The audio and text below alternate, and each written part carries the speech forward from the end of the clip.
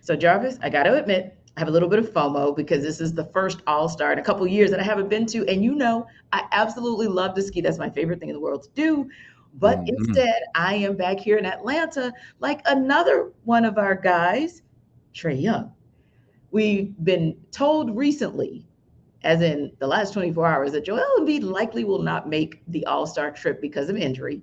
So that leaves one opening, but it does not appear that Trey will be called up for that opening. Now, an interesting article was posted in Anscape. Our guy Marcus Spears over at Anscape created his own NBA All Star snub list. And guess who was at the top of the list?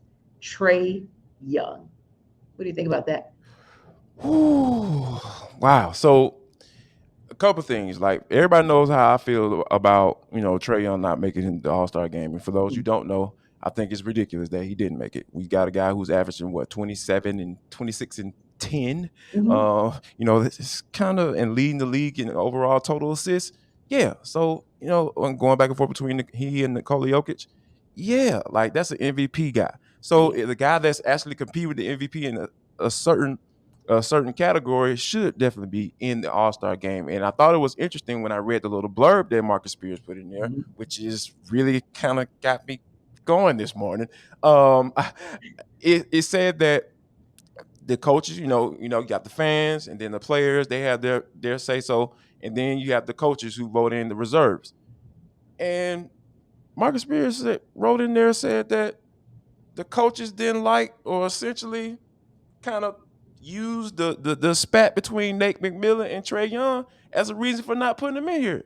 So my my whole thing with this, T, like we always lift up the NBA players for being petty. Petty. You know what I'm saying? Because a Always. good number of those guys are in a young stage of their life. You know what I'm saying? They're young. They're between 19 and 25. The good ones are, and then of course, you got LeBron, the outliers, and all that stuff. But T, we talking about grown men, coaches, guys who get paid to be examples for young men being petty because of the spat between Nate McMillan and Trae Young. And at the end of the day, T, if it was a matter of those coaches who voted, if they mattered, if they had players that were super ballers on their team, it would eventually get out that they get into a spat with their sad player because stuff happens. And my whole thing is like I get so frustrated when you have these situations leak out because not because I don't want them to happen or I don't think they happen. I know they happen. I know for a fact they happen.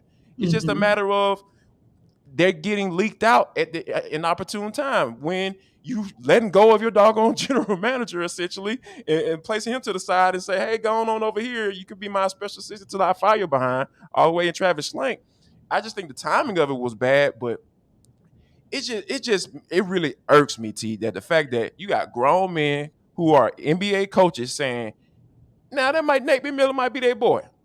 Okay, but still, like at some point, you gotta draw the line and be professional and say, you know what, I might not like how this kid get down, but this dude is a legitimate all star, and he should be on this roster.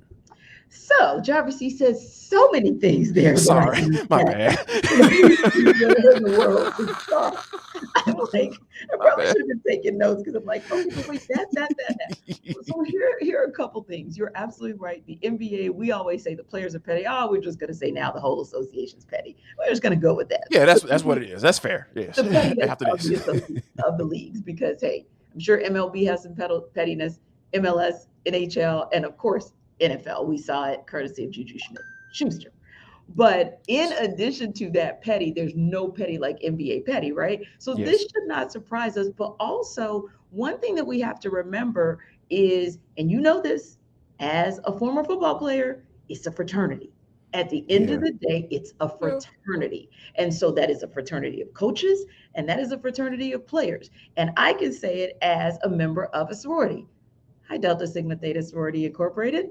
It is a sisterhood, but a yes. sorority, and it is sometimes dictated, as we joked about off air a couple days ago, just because I happen to pledge before somebody who's far more famous than I ever am. Step in the same room, however, because I went first, it's a pecking order. Yes, indeed.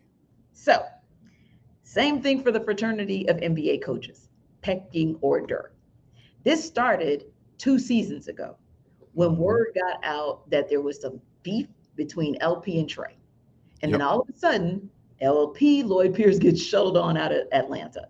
Lloyd Pierce was a very respected coach and still is a very respected assistant coach who likely at some point will get another shot at a head coaching gig.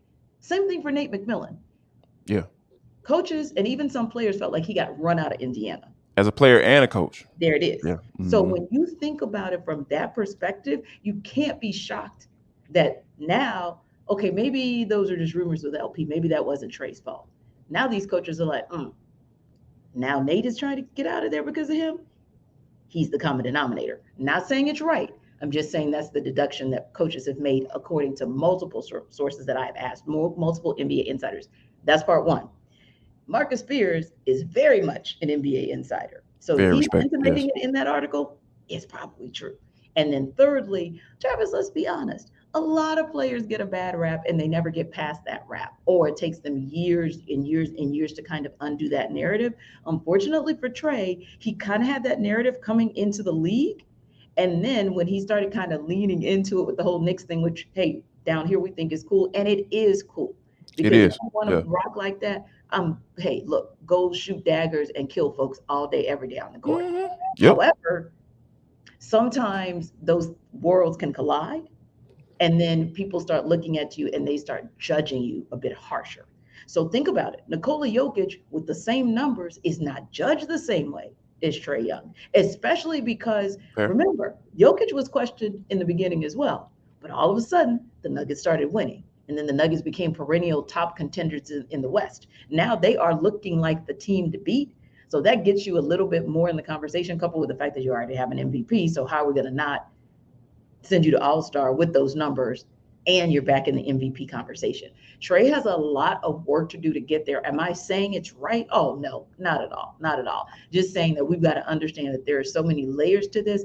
And to that point, Jarvis, when Trae Young and his camp begin to understand the layers of this, if you want some of those individual accolades down the road, they're going to have to start rebuilding a narrative for him as well. Now, speaking of a narrative that is being built, but it is being built from the ground up in the most positive way possible, AJ Griffin. AJ Griffin. He is one of 10 rookies selected for Rising Stars. And so he'll be out there tonight to play along with actually Jose Alvarado, who's being selected as a part of the Georgia sophomore. Tech. Yeah. Mm-hmm. Exactly. So he's going to be with Team Pal tonight. And of course, AJ's going to be with Team Darren. And listen, 9 points, 9.3 points, 2.1 rebounds, an assist, and a steal every game. That's what he's averaging in just 20 minutes in 55 games. Jarvis, how important is AJ, not just his growth and development for himself, but really for what the Hawks might try to do with the rest of this season and for going forward? I think consistency, right? And, Yeah. and the only way I feel like you can get consistency is you being on the court, getting more minutes. And Nick Yeah. McMillan, I think that's because at the end of the day, like this kid hasn't, really played that much basketball. When you think about going for being a one and done in college, and then before that, high school, AAU, or whatever you may Yeah. partake in. So those are some of the things when you think about making that transition from college into the NBA. Mm-hmm. Sometimes it takes these guys a long time. We Oh, talked yeah. about yesterday as far as with Julius Randle and how long it took Mm-hmm. him a little while to kind of get things going and True. figure it out. True. True. Being drafted by the Lakers and the expectations that come with that. And then Mm-hmm. now he's in New York and he out here a perennial all-star and giving Oh, John yeah. Collins buckets every night, every time he plays him. Oh, sorry, I had to sneak that in. My bad. But anyway, but you get my point. My point is Right. I don't Anyway. know why I'm on one today. I don't know what's going on with me today, but when you get to the point where those you have those guys being so young, I think it'll be beneficial for AJ Griffin to get as many minutes as possible, and I think Nate McMillan he may have to be a little creative with that, being that you got Sadiq Bey in the equation, Mhm. because he's a veteran guy who can go back and forth between that 3 and the 4. Do you want to get more minutes at the 3, when to be in there with Bo, or do you want him to get more minutes instead of Bo? So all those things he have to go to really figure out when it comes to that rotation. But yeah, I think wholeheartedly, the more minutes that AJ Griffin gets, the more it's going to benefit the Hawks in the short term and the long term. And I love the last part that you said, which to me reminds me of what we always talk about with the Braves. Yeah, Embarrassment of riches to be able to have AJ Griffin to have to try to figure out where to put him in the rotation. I think that definitely bodes well. And you know what?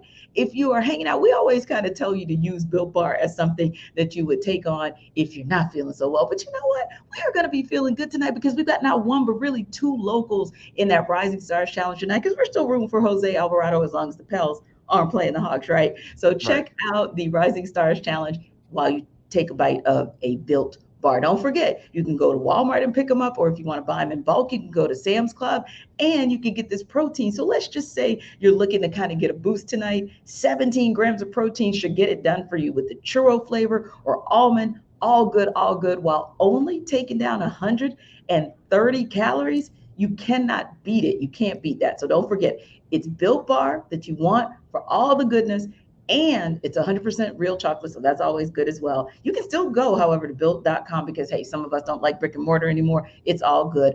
All we need to do is make sure that you get a Built Bar.